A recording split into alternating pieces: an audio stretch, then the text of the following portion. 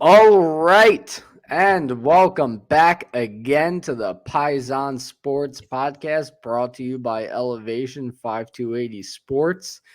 I'm your co-host, Dante DePlacido, joined by fellow co-host, Zach Deal of What's the Deal Sports. And Yes, sir. I gotta ask, what's the deal with the New York Jets? They traded for Hassan Reddick, knew he needed a new contract. They said, you know what?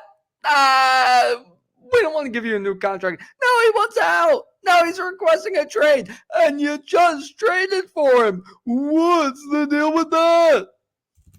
I have no clue what the Jets are doing. Who do you think it more lies on? Do you think it's an issue with Hassan Reddick knowing that teams probably weren't willing to pay the certain asking price that he's asking for? Or do you put it more so on the Jets trading for a guy knowing that he wants a contract, like you just said in your opening spiel, and not giving him a contract and just expecting him to report? Because all the things that are like saying that's coming out, what Joe Douglas has said is we expect you to report just like every other player, and if you don't, you're going to be fined the entire time while you're not there. Yeah, I mean, I think it falls on the Jets. I mean, you knew the situation when you traded for him. That the whole reason the Eagles were trading for him was because he wanted a new contract. He wanted a lot of money. The Eagles didn't want to pay it. So logically, any team that trades for him is going to be a team that's willing to pay that new contract. I mean, the Eagles with AJ Brown, I mean, that 10 times give a big contract. So the Eagles say, you know what, we'll give them that contract, we'll trade for him. They sign into a new deal right after trading for him. So the Jets make the trade for Son Reddick, and then they give him the contract. Now they're saying, well, if you don't show up, we keep trading you. That is what you traded for, just finding a player. You had to know the outcome if you weren't getting this new it's purely idiotic. Hold on, Dante's cutting in and out right there. Dante, you still with us? Yeah, I'm still here. I cut out that. Yeah, you're kind of cutting in and out. You want to leave and rejoin real quick? Yeah, I'm trying. All right, so Dante, we're going to get him back in there and see what he says about the Hassan Reddick trade. But as for me, I think it was Dante. You back already? Yes, no. We got a black screen here. Hold on 1 second as we try and work through these technical difficulties.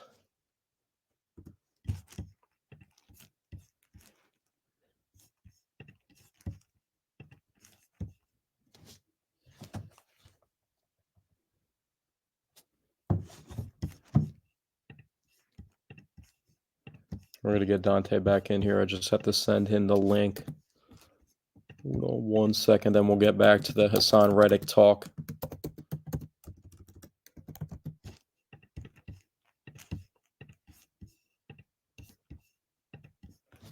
But as for me on the Hassan Reddick trade speculation, I mean, I don't think the Jets are going to actually trade him. They traded for him for a reason, and maybe they will be able to negotiate something. But as of right now, it's a weird situation asking for a trade after you got traded to a place, I mean, not even 5 months ago. Dante, you back? Yeah. Am I coming through clearly now? Yeah, you're coming a little bit clearer. So if we can get you to recant and go back to what you were saying about Hassan Reddick, because you kind of got shaky right as you started talking there. Yeah, so what I was saying was, the Jets knew ahead of time that Hassan Reddick was going to want a new contract, right? The whole reason That's the correct. Eagles were trading him was because Hassan Reddick wanted a new contract. He wanted to get paid a lot of money. The Eagles didn't want to pay it. So they put him up for trade. So you knew that when you traded for him.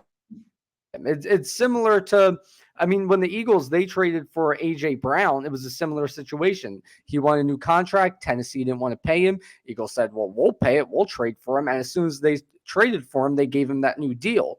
So it even with the Jets saying, "Oh, well, if you're going to sit out, we're going to keep finding you and keep finding you." Then is that what you traded for? Because that's the outcome you had to have expected. That's what you should have foreseen. if you traded for him with no intention on giving him a big new contract. That's the whole reason he wanted out of the other situation. Why would he not want out from Well, your yeah, there was team if also you're not rumors going to that do the like same maybe he thing? was becoming like a distraction to the Eagles, and some of the things of one their down that led to their downfall last season may have been kind of facilitated through him a little bit. I think he had the back and forth on the sidelines with Nick Sirianni at one point last season, so that could have been a reason. But I think money was always the motive for him, and he was seeking the money, like you said. And for the Jets to just trade for him and to think that he's just going to play under the contract that he wanted out of and wanted to get restructured and put more new money onto it, then I think the Jets are a little bit crazy. So I mean, him asking for a trade, the Jets said that they're not going to trade him, but this is going to be a weird situation. Maybe he sits out for a season, but I don't think that would be wise for a guy that's looking for new money to sit out for a season in one of his last prime years that he's probably going to have. Well, it is of the Eagles' best interest that he plays Oh, because 100%. I mean, that makes it the is trade. a I mean, it's still a third conditional round pick pick. It's sitting still a over good there. get back for the trade, but you want that to turn into a second round pick. So you want him on the field. I don't even know how that would work if he gets traded Yeah, from I the was Jets. It thinking really doesn't about work. that too. No. I was thinking about that too.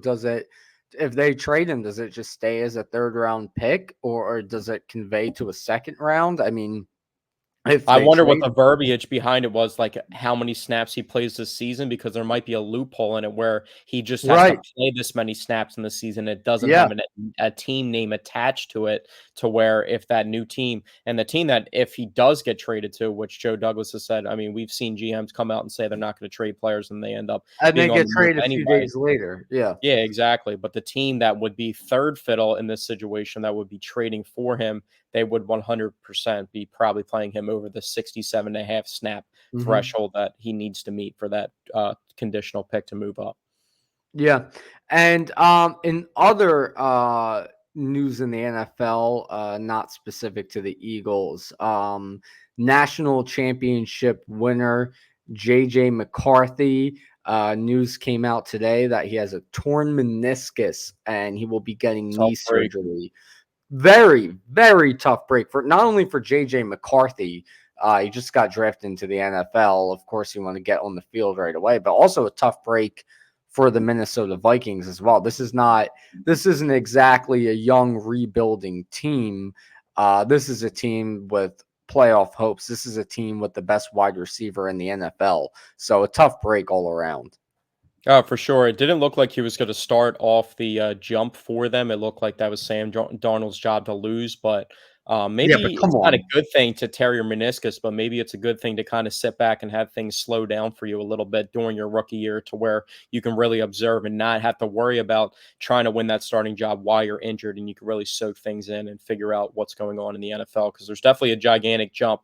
And I was thinking the other day, I actually like Drake May from the Patriots, but Joe Milton, the old Tennessee quarterback that they drafted later in the draft, looks like he can play a little bit too. He had some really impressive preseason plays out there this past weekend. I wouldn't put it past to where like not everything works out the way that it needs to work out. Like all these high drafted quarterbacks in this specific draft, to where we didn't see a defensive player drafted in like the first 15 picks, they're not all going to work out. So I'm just interested to see which quarterbacks in this draft class are actually going to take reins of their starting job and what surprises we may see. Because there's always that guy. I mean, there's always like a Kirk Cousins who used to play in Minnesota.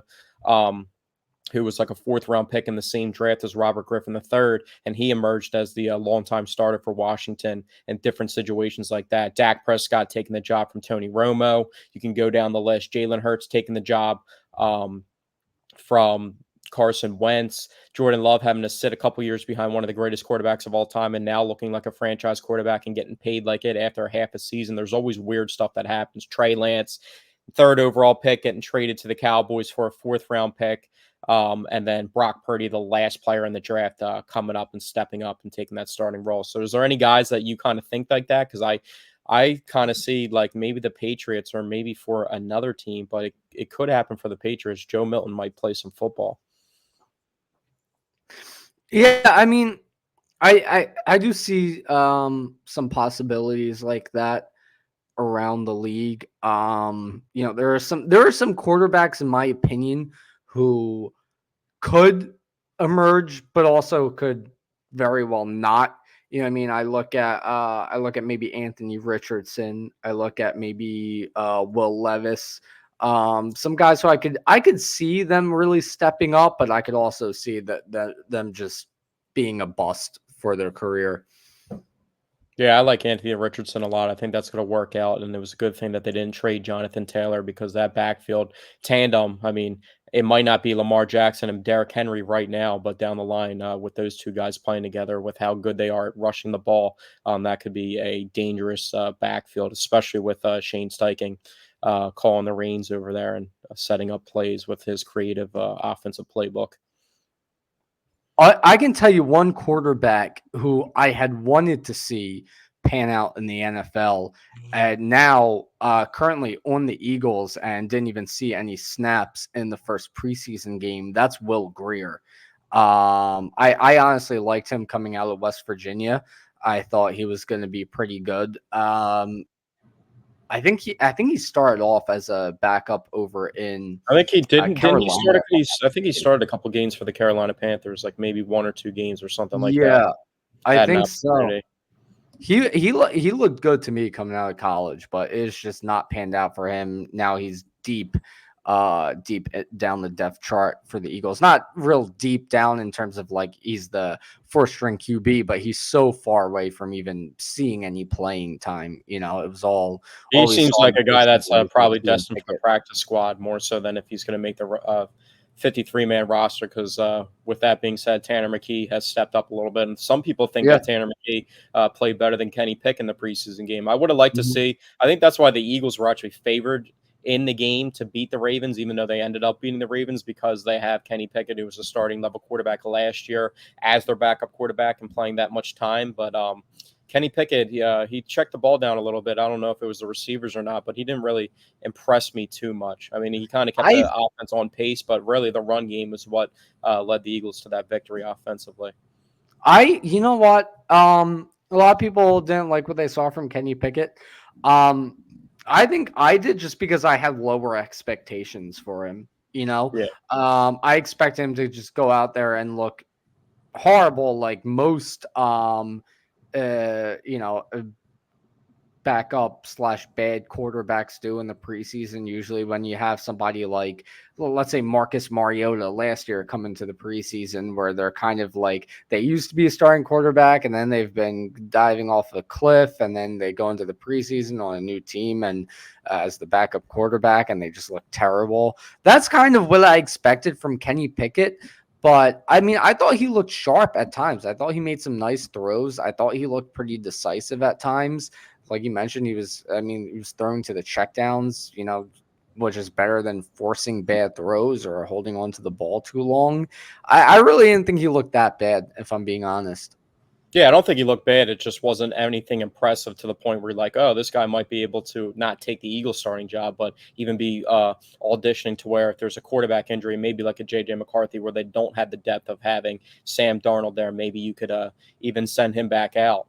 And if you really believe in Tanner McKee, that might be an option, but it doesn't look like that right now. And that's just kind of theoretical, hypothetical that I just threw out there, not saying that the Eagles would do that because they traded for that contract to have a cheap backup to Jalen Hurts. So, but I don't really think anybody offensive skill position wise really flashed either besides Will Shipley in that game versus in the preseason. They were really turning the ball with him. He caught the pass out of the backfield. That was good to see because that's probably the type of plays he's going to be able to get out in the field on to spell Saquon a little bit. Even the best running backs in the league get rotated. It's one of the most rotated positions in football besides like a defensive line. So it was good to see Will Shipley go out there and make a name for himself. He looks like somebody that not only is going to make the roster, but possibly push for a second team running back snaps behind Saquon to spell him a little bit.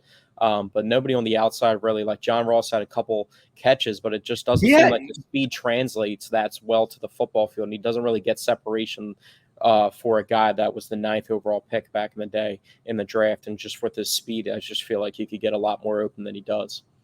Yeah, I mean, John Ross obviously was not really getting any separation, but what surprised me honestly was he had some nice short-handed He's definitely catches. got good hands, though. Yeah, he that surprised me a bit. I didn't really know that about John Ross's game, that he has great hands like that, because he made some nice catches.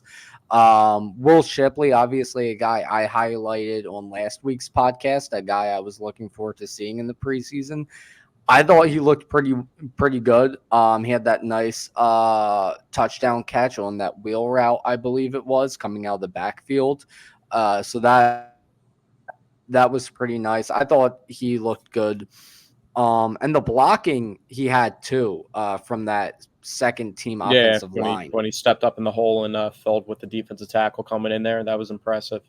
Yeah, I thought the blocking from the second string offensive line was really good. Who was the guy? That's right. I was trying to think who they had out there instead of Tyler Steen at first. It was Mekhi Becton, and he looked pretty good. And then they ended up putting Tyler Steen in after that.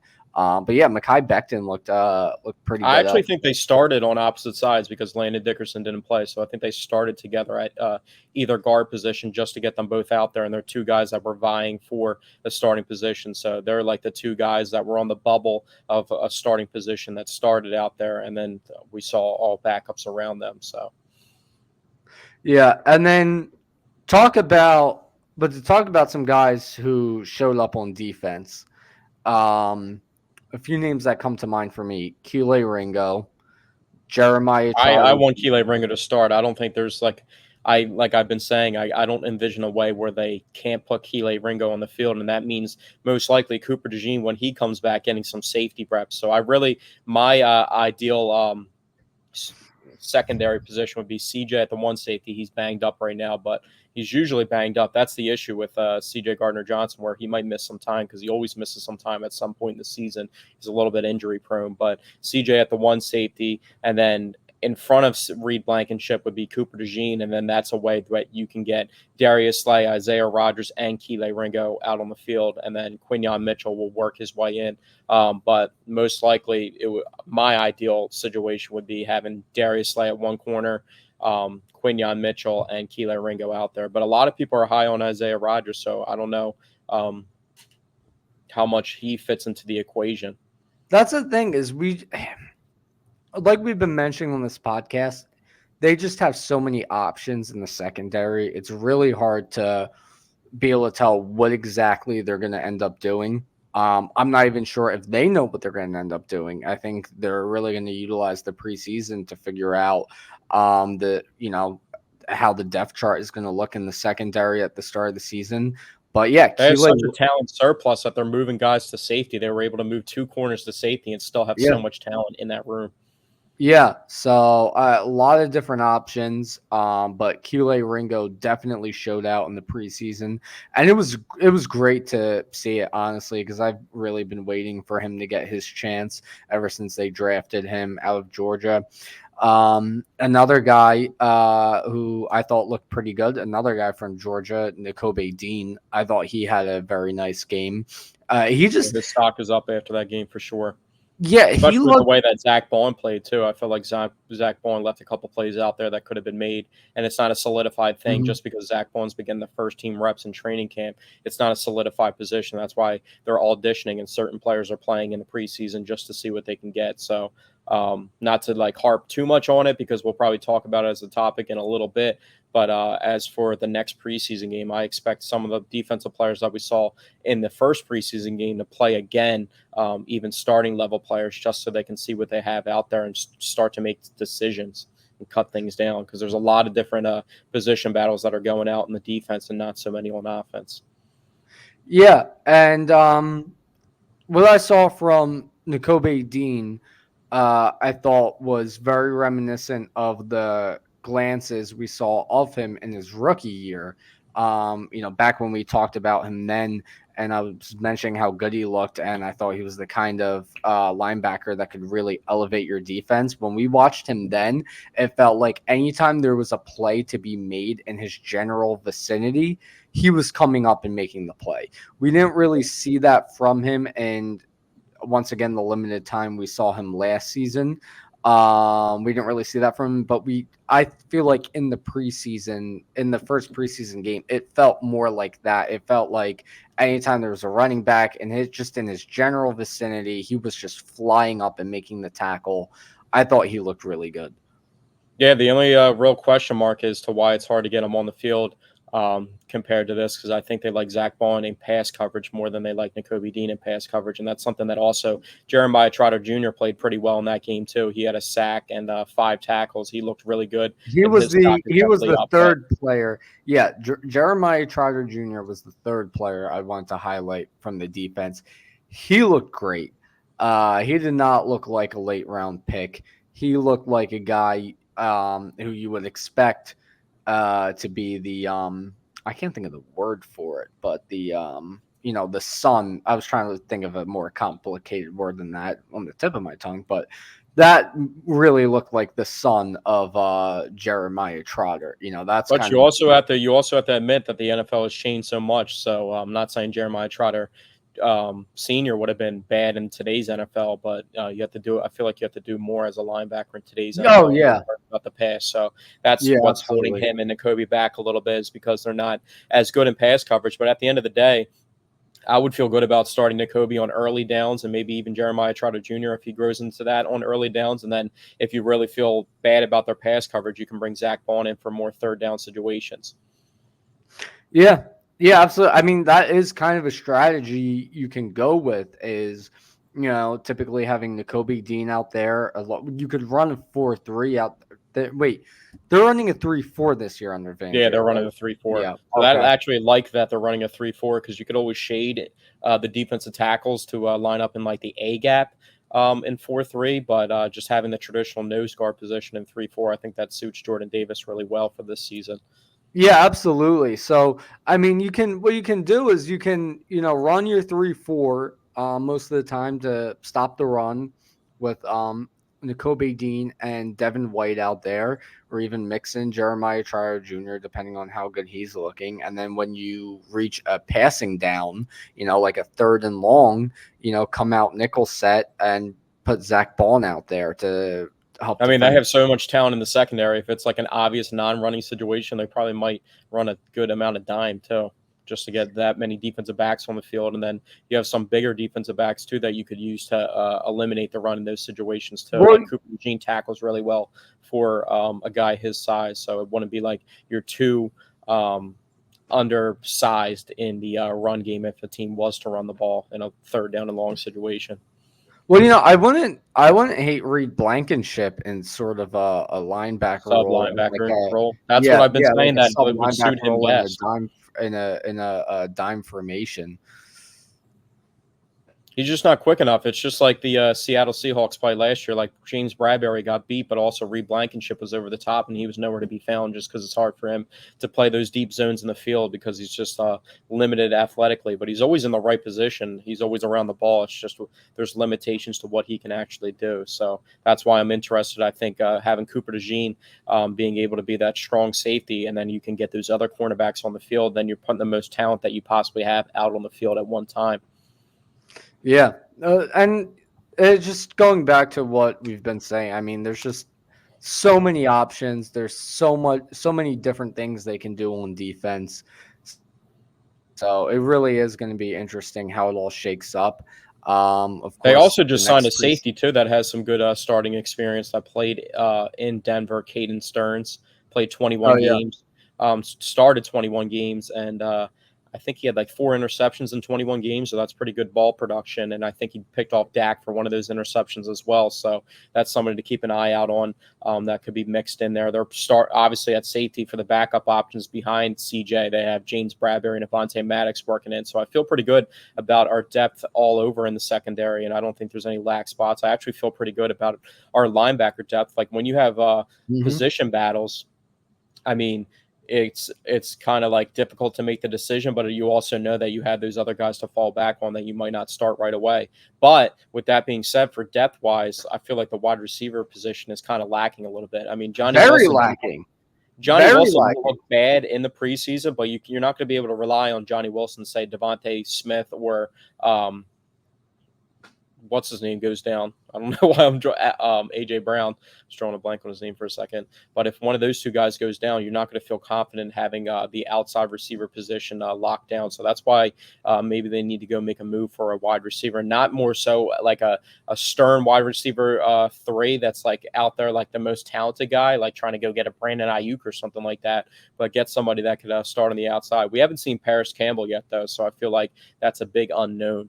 He's looked good in training camp, but he's actually out with that hamstring injury. But maybe he could be that guy. But I feel like the wide receiver depth out there. And there's a guy out there that disrespected and threw shade that the Philadelphia fans don't really like. He got released recently. But if we're being honest, besides the little back and forth that we may have had with him in the past, I feel like he would fit really well talent-wise with the receiving core, and that's Juju Smith-Schuster. The situation with that, I mean, at the end of the day, Paul George came to Philadelphia, and I know Kelly Oubre is not anything imposing to Paul George, but they had a little rivalry going on before they became teammates, and now obviously they're going to be in unison this season. I mean, if Juju Smith-Schuster is not going to turn down a job in the NFL, and he's still young with so much experience in the NFL, especially as a wide receiver 3, I mean, it could be something that the Eagles have to seriously look at. Yeah, I mean, Juju, he's talented, but I think it's more than just,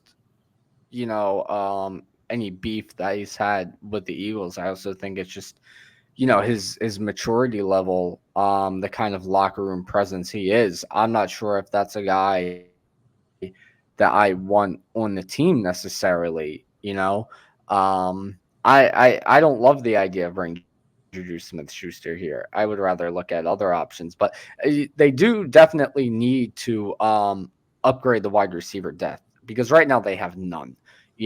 Paris Campbell, he's hurt. He's an unknown. Who knows if that's going to pan out? John Ross looked okay. Johnny Wilson, Aeneas Smith, who knows? Aeneas Smith, I don't even know if Aeneas Smith at this point is going to make the team. That's how exactly. It looks like he really hasn't stood out at all or anything. I mean, I think he would get the benefit of a doubt having a draft pick spent on him, and there's not really anybody at the bottom of the roster. Like Britton Covey's a wide receiver, but he's more so going to make the team as a They had Britton Covey actually taking wide receiver reps in the preseason, something I thought I would never see. And that doesn't make me feel ecstatic at all. That actually makes me feel alarmed. Yeah, Britton Covey, I viewed him as more of like a Vince Papale, where he's a wide receiver, but he's really only out there for special teams. Invincible. That's a good movie. You know what I mean? So, I mean, like that is a little alarming that you have Britton Covey out there taking reps at wide receiver.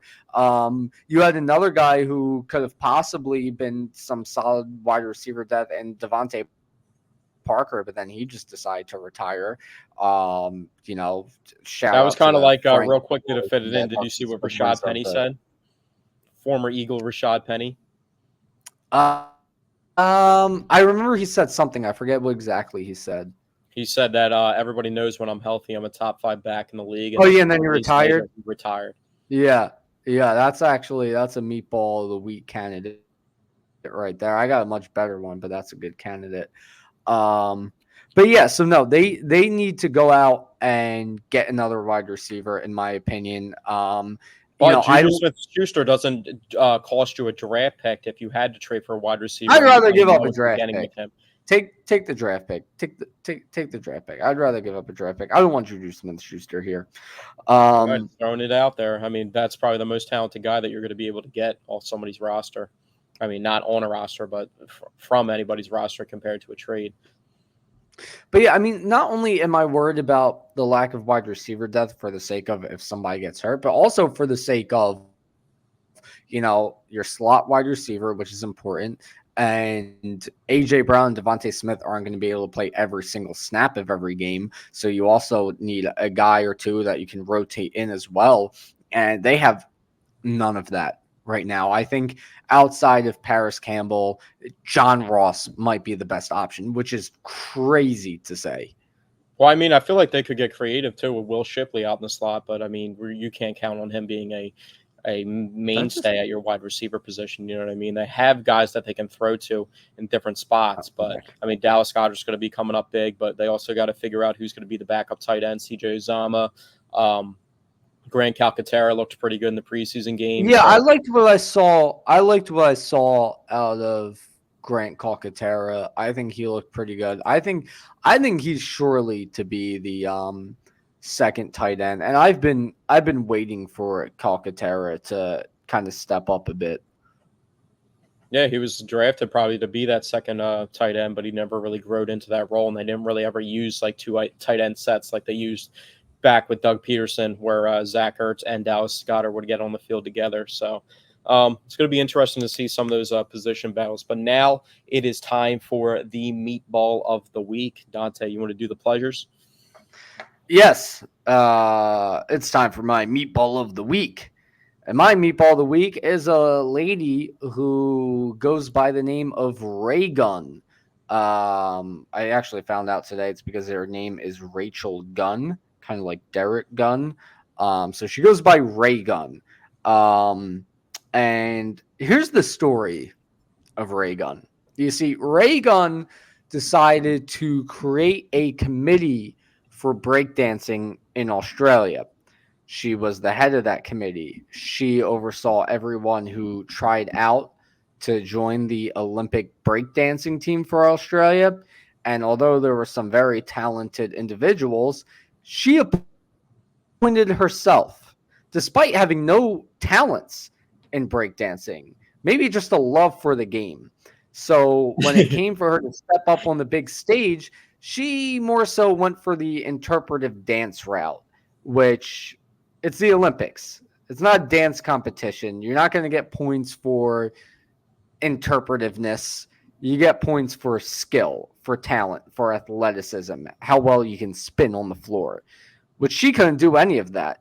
A lot of this, a lot of the SpongeBob photosynthesis, where she kind of just kept moving her arms to her Well, sides. that's not That's not the most accurate demonstration of that. Can you actually put your camera back a little bit and No, I'm not going to do all illustrate that. some of these moves for us? I'm not going to do all that.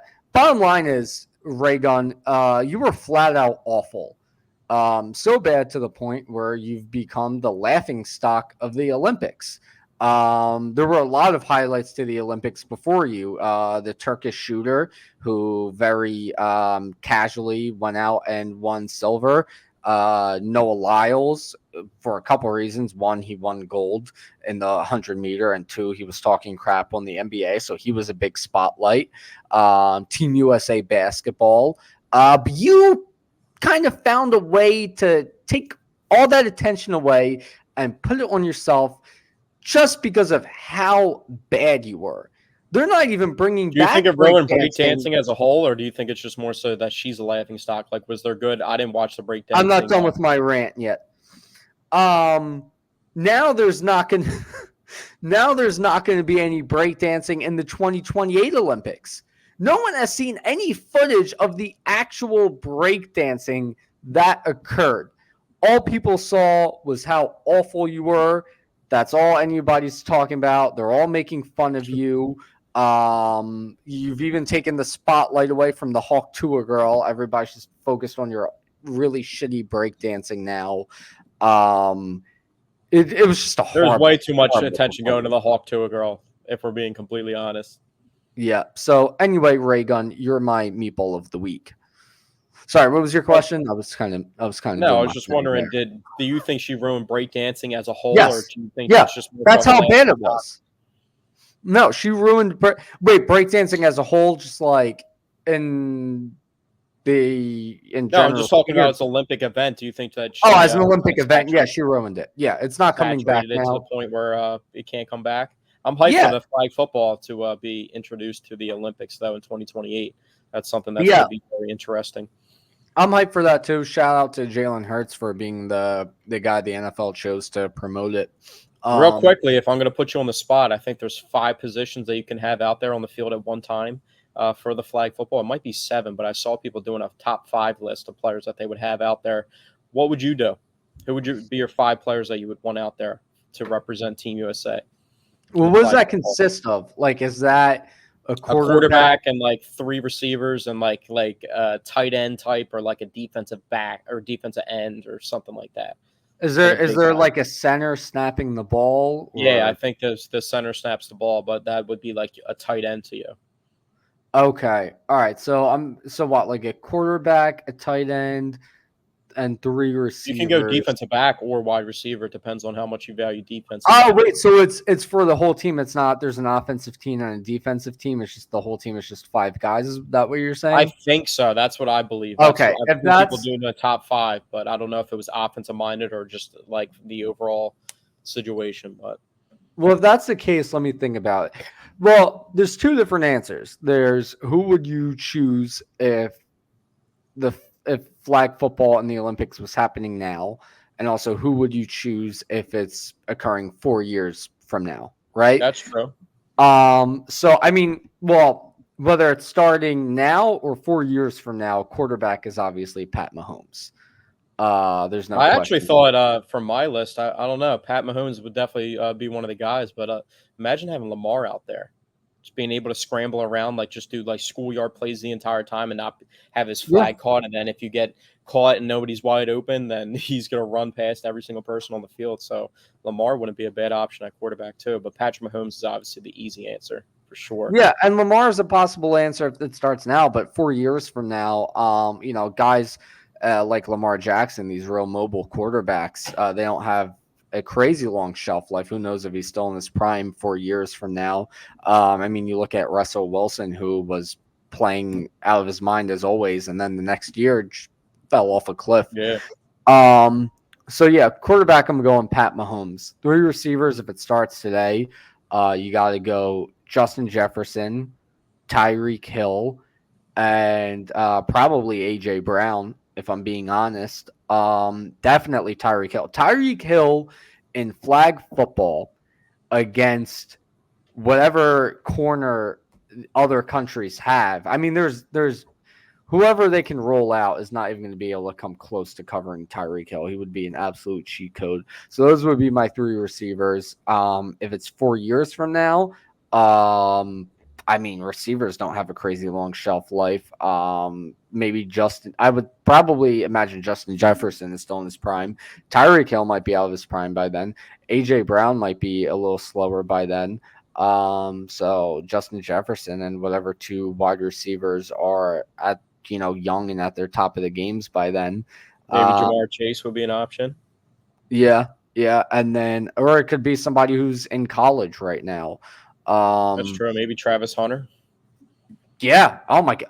Actually, yeah, Travis. No, forget everything I'm saying. Travis Hunter. I didn't even think about that. If we need somebody who can play DB and wide receiver, Oh my Travis God, Hunter is I the forgot about guy. that dynamic. He might be the perfect Yeah. player. Like, Yeah, he's the perfect guy for flag football. Imagine him and Shador Sanders out there as well. Not like not as though Shador Sanders is going to be an elite NFL quarterback, but just a guy in flag football is just going to be a cheat code. Especially that's the other thing too is actually real quick. Let me think of my tight end.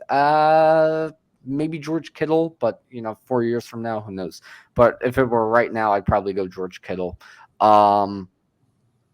Travis Kelsey's out of his prime, but that's the thing is Travis with Kelce out of his prime, but Madden dropped today and had him as a 99. Do you really stand by that stupid. statement of him being out of his prime? No, I Didn't get mean, a yeah, thousand yeah, yards I last stand by. year, but No, it was The NFL ratings for Madden this year are just so dumb across the board that I'm not putting any stock into Kelsey being a 99 overall in Madden. The ratings this year have just been atrocious. a game that you will not buy. I absolutely will not. They have Kadarius Toney at like a 77 overall, which is so stupid.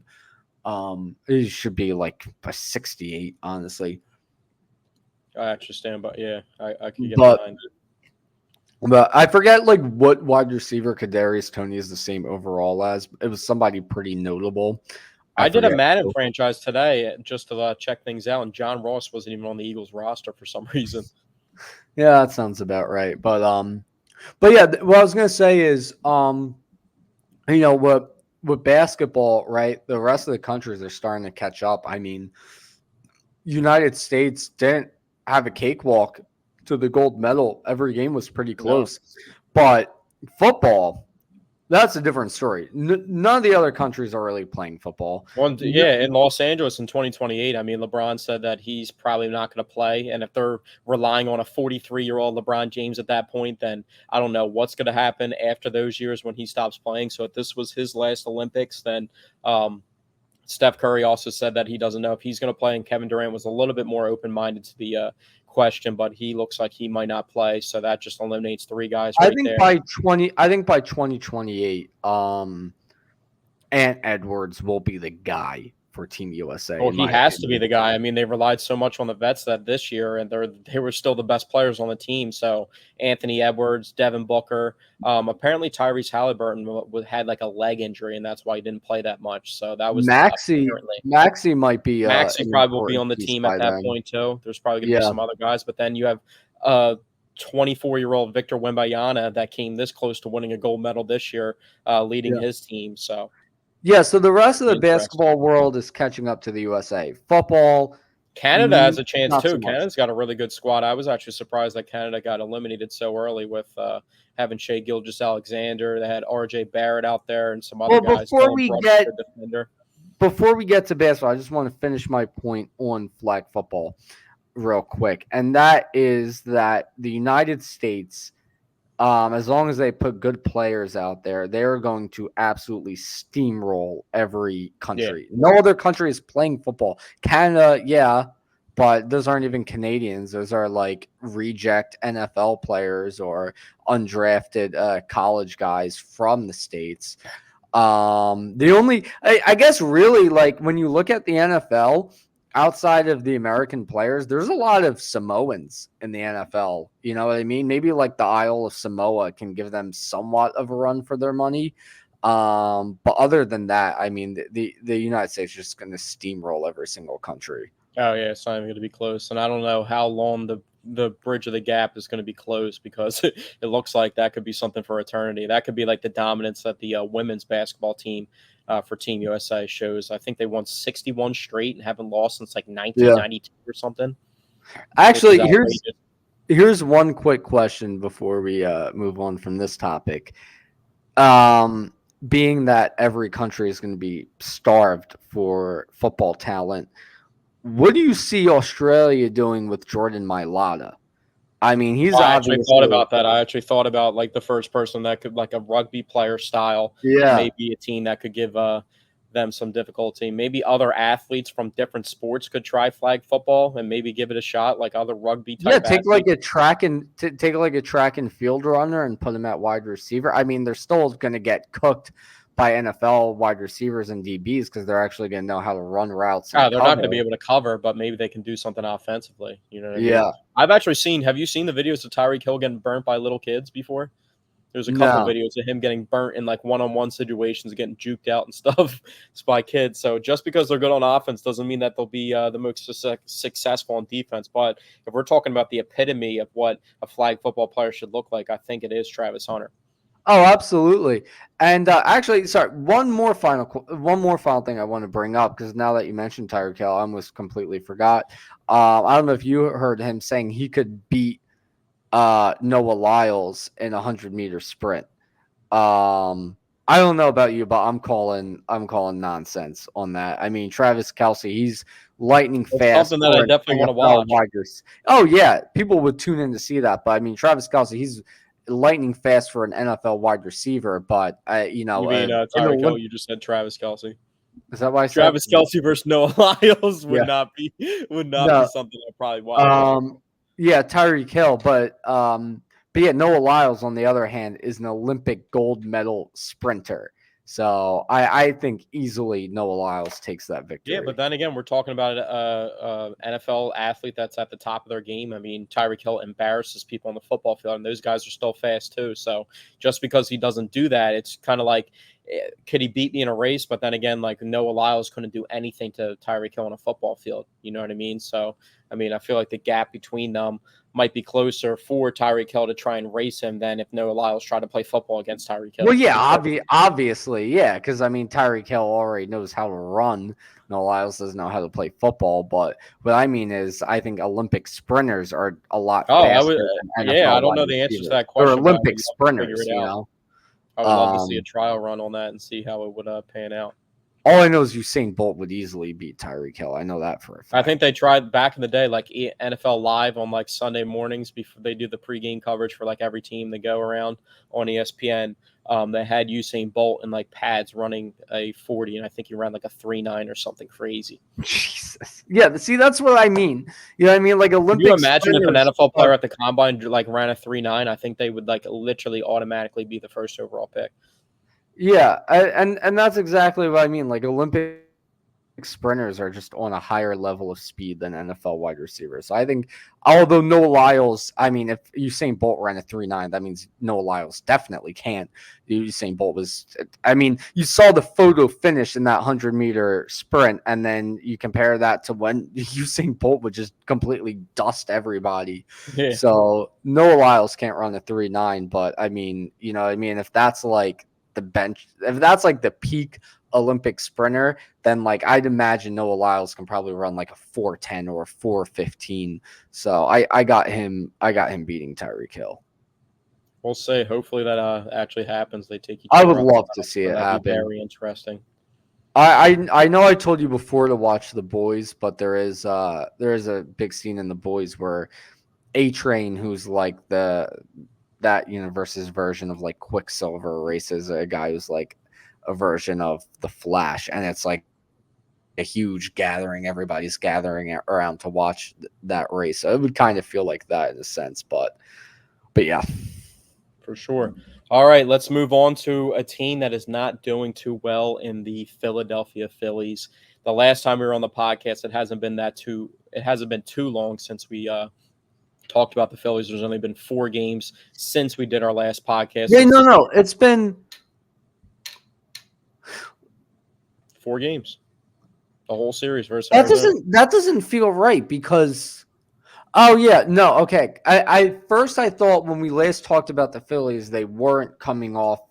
For some reason, I thought the series against the Dodgers was afterwards because I didn't remember talking about them winning a series finally. But now I do remember. So yeah, that's all that's happened since our last podcast was the Diamondback series. 4 games. Yep. Won the opening game, and then ended up losing the last 3 games of the series to drop versus Arizona. Arizona, honestly, might look like the best team in the National League right now, and they might be getting hot at the right time, cooking up with some steam, and they might be going on another deep playoff run like last year, and I think they're a lot better. Some guys like Ketel Marte is really a scary player that I don't want to see in the playoffs at all. He's somebody that can really carry that team. They're still doing all this without Christian Walker, their first baseman. But to get to the Phillies side of it, it's been tough. They get some pitching reinforcement tonight when they play the Marlins. They get Taijuan Walker. That's a hell of a reinforcement. I mean, compared to some of the guys that they were throwing out there, he definitely has a more proven track record. But it's good to see him back, and hopefully the rest of their starting pitching rotation gets back healthy soon too. Saying Taijuan Walker is a reinforcement is like being pinned down in the Bay of Pigs, right? The United States is just getting absolutely slaughtered, and then they just send in a life draft with like 4 Marines with pistols. All right, that's basically what that is with Taijuan Walker being a reinforcement. Get out of here. His ERA, I think right now is like 5.6. He had that hot spot on his finger, bro. Like, come on. He had to take a couple months off for the hot spot on his finger, and now he's feeling better. I would not consider one of the most ridiculous injuries that we've ever heard. That's kind of like on the same level as like a paper cut. Or Zaire Smith and his peanut allergy. But yeah, I wouldn't consider Taijuan Walker a reinforcement by any stretch of the imagination. But as we talked about a couple weeks ago on this podcast, I think this homestand is a really good shot for them to finally get it together a bit. You know, they play for the teams that they're playing too over the stretch. I mean, that's what I mean. Yeah, that's what I was about to get to. Is they're playing the Mets. I mean, not the Mets. They're playing the Marlins. The Mets actually, I haven't checked in the past few days, but when I last checked, the Mets had actually taken over the Atlanta Braves as the number 2. Yeah, the Braves have been on a downward spiral. I think the other day they were up 8-0 and ended up blowing that lead. so we can check real quickly. The But Atlanta yes, Braves. The Atlanta Braves are 7 games back from the Phillies in the National League East standings, and the New York Mets are 8 games back. okay, gotcha. Yeah, so that's Followed where it by was the a few Washington days ago. Nationals, who they get after this series, are 15.5 games back. So they're far back, but they're not that far off the Mets and Braves realistically with how the Braves are playing. And then Miami is 25.5 games back and traded Yeah, their entire roster at the trade deadline. So this should be a series where, honestly, they need to win every game in this series. they need to win almost every game of this homestand against the Marlins and then the Nationals, two And bad especially teams, because they were two so teams they're dominant at used to home. beating up on. I mean, they're used to being up on the Nationals ever since the Nationals posted that tweet a few years ago. They're used to being up on the Marlins. I mean, as long as they can, first of all, it's a 2-game series against the Marlins. They have to sweep it. They have to win both games. And then as long as they win the series against the Nationals, you're looking at a 4-1 record on the homestand, which is something they desperately need, especially They're considering. actually the National Series is actually a 4-game series. Oh, it's a 4-game series. Yeah, Okay. so it's 2 and 4, so it matches up to be 6. So almost a week worth of games. And the reason why they have to also, not because they're doing bad as a whole, but their record for their home record at one point I think was like 30-6, and now it's like 38-21. So they have not been dominant at Citizens Bank Park like they were earlier in the season. No, and they've been bad on the road as well. Apart from the series win against the Dodgers, but I mean, look, the Braves are on a downward spiral, right? They play them after they play the Nationals. If they can do really well on this homestand and carry that momentum into the series against the Braves and kind of beat up on them a bit, I think that can really help throughout the rest of the season. The schedule gets a little difficult again after that, though. Then they have the Royals, who do they have after the Royals? They have the Astros, then the Braves again. Um, uh, and then finally they get an easier series against the Blue Jays, but that's away. So it's kind of just this one homestand where the schedule looks really easy. So they really need to take advantage of that to get the momentum back on their side. Oh, 100%. And this could be a game where the superstars that have not been playing like superstars recently, and the Trey Turners and the Bryce Harpers, really have to get back on track, because that's what I feel like a lot of the issues have lied, is to where the role players aren't expected to carry the weight for the team, and the star players that were hot earlier in the season, like we were talking about Bryce like a month and a half to 2 months ago, before the injury, being an MVP in the National League, and it doesn't look like he's even close to being on pace with that right now. And Trey Turner had that really hot stretch where he was hitting a bunch of home runs, and then now he can't hit anything, regardless of it not going out of the park. So those are the two guys that I really want to see get going, because they're the two best players on the team when they're at their best, but they haven't played like their best in quite some time now. And it looks like they're going to start platooning Bryson Stott a little bit more.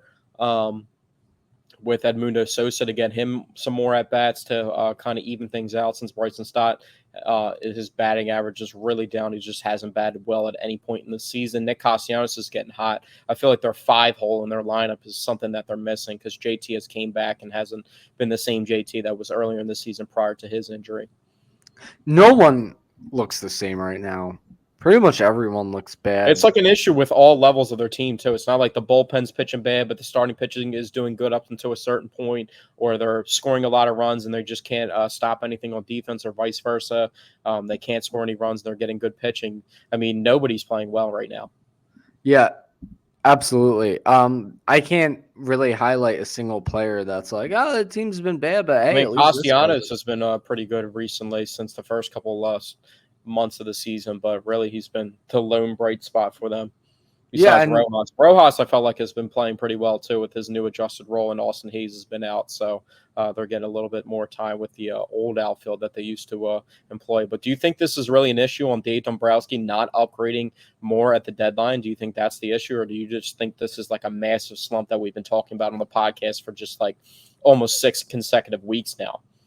I don't. No, I don't think it's a deadline issue, because I mean nobody's playing well right now, but everyone who isn't playing well has played at a very high level in the past. I mean, all of these guys, although they're not playing well right now, they're all very capable of playing very, very well. So I don't really think it's an issue of that. I think it's just they're in a slump right now. They need to find their way out of it. I'm really hoping this series is their chance to get out of it. At the deadline they acquired Austin Hayes, which I thought was a really nice move. Um, in terms of the kind of guy they needed, right? They didn't go out there and get a shiny new outfielder. They just got somebody who can go out there and platoon and hit lefties, but now he's hurt. So that's kind of just unfortunate.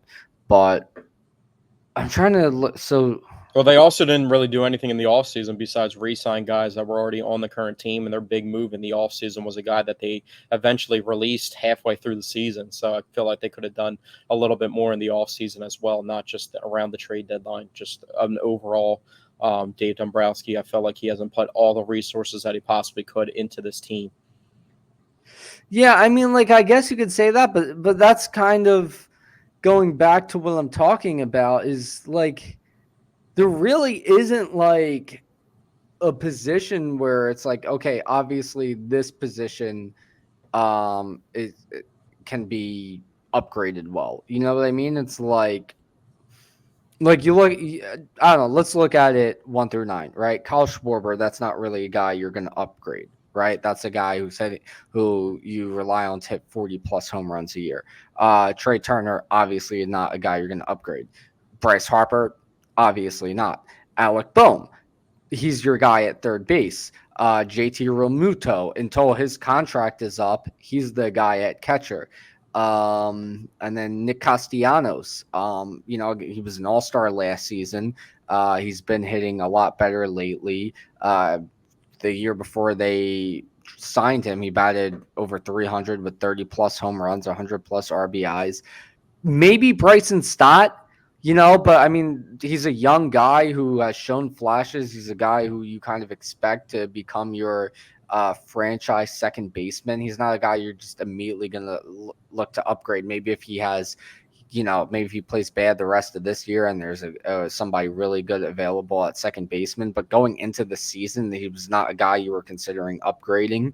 Brandon Marsh, another guy who had been playing great ever since trading for him going into the season, not a guy you considered upgrading. Johan Rojas, like maybe, but like he has so much potential there, and he had going into this season, last season, he hit above 300 throughout his entirety in the majors.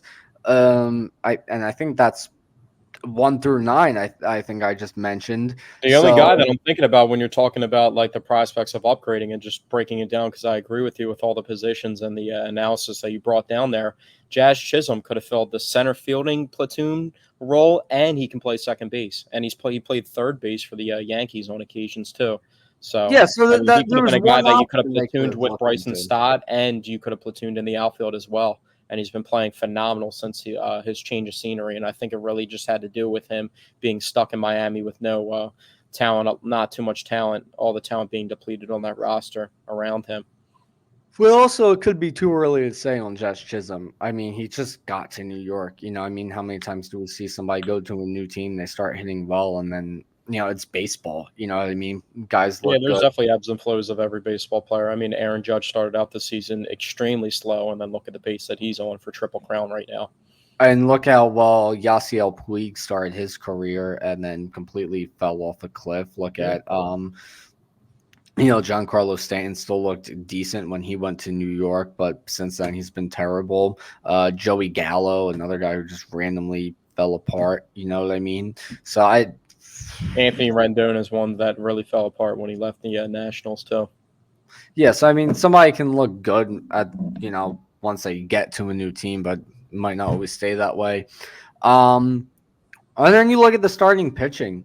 Wheeler, Nola, Ranger, three Two guys. guys that they signed in the offseason. They spent 3 starting pitcher contracts in this offseason. They already have one in Taiwan Walker, so that's 4 big contracts that they've given out to pitchers. Yeah. And then Ranger still needs his contract extension at some point this year. So I guess maybe you could say they could have brought in a big reliever in the offseason. But I mean, other than that, there just like weren't really many moves to be made. There wasn't really much for the Phillies to get done in the offseason. I think That's why it was interesting to see that they really dished out so many bullpen guys and brought some new guys in, because they could have done that in the offseason if they didn't believe in those guys and didn't see them a part of the long-term solution. And they kind of just waited to the trade deadline to like reset their bullpen and not give themselves the most amount of time to figure out what's going on. Yeah. But yeah, I mean, Phillies play tonight. Usually I really don't look forward. Over the past few weeks, I haven't really looked forward to watching the Phillies at all.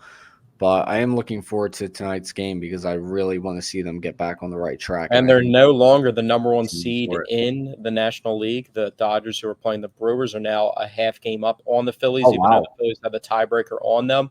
And one bad thing is something that you told me not to mention because it was irrelevant, but now it is relevant. Mookie Betts is back and hit a home run in his first game back as a Dodger. So the reinforcements for the Dodgers are coming. And Now that's a reinforcement.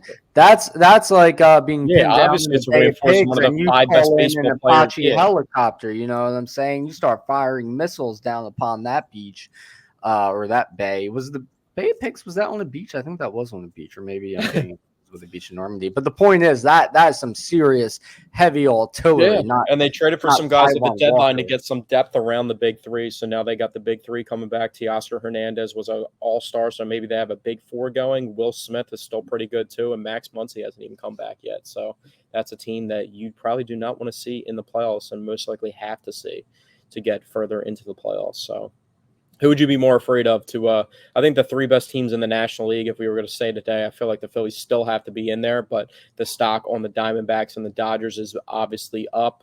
Which team are you more afraid to play in the playoffs? Would it be the Diamondbacks again or the Dodgers? Diamondbacks. The Dodgers, they look like a big scary team every year and then disappoint in the playoffs other than the year they won the World Series. But the past couple of years, they've really fallen flat in the playoffs. The Diamondbacks shown they can get it done. And although it's kind of irrelevant, but, I go based off of emotion sometimes.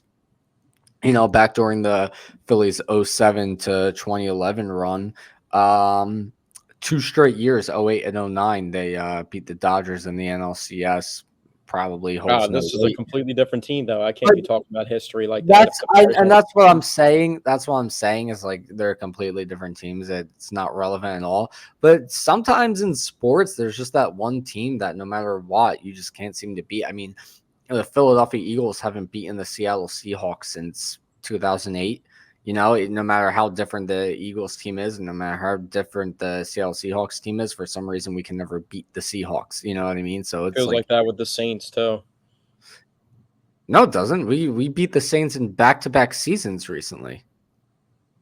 They lost to the Saints in the playoffs on the Alshon drop. They also when else did they lose to the Saints? When they had Nick Foles, yeah, maybe as a we playoff lost to the Saints on it was the last game that Jalen Hurts didn't play during the Super Bowl run, and we were like 14-1 or 14-2, and we lost to the Saints in the second to last game of the season. Yeah, but the 2 seasons before that, in Jalen Hurts' half rookie year, his first. Yeah, he played well. First Yeah, I mean, I'm talking about more so. And like then the next season we beat the Saints. But yeah, no, the Seahawks we literally can never beat. No matter, even if we have a great team that year and they have a bad team, we just can't beat the Seahawks. So part of me is like, hey, maybe we kind of have the opposite thing going with the Dodgers. So yeah. Yeah, we'll see. But thank you guys for tuning in to episode 59 of the Paisan Sports podcast, presented by Only 10 more episodes to go. sports.com. And we'll be back at some point next week to bring you guys some more Eagles news as they play their second preseason game versus the Patriots this weekend. And hopefully the Phillies will be out of the slump and take care of business versus those bad teams. And if there's any NBA news, we'll get you updated on that. So thank you guys for tuning in, and we'll be back next week.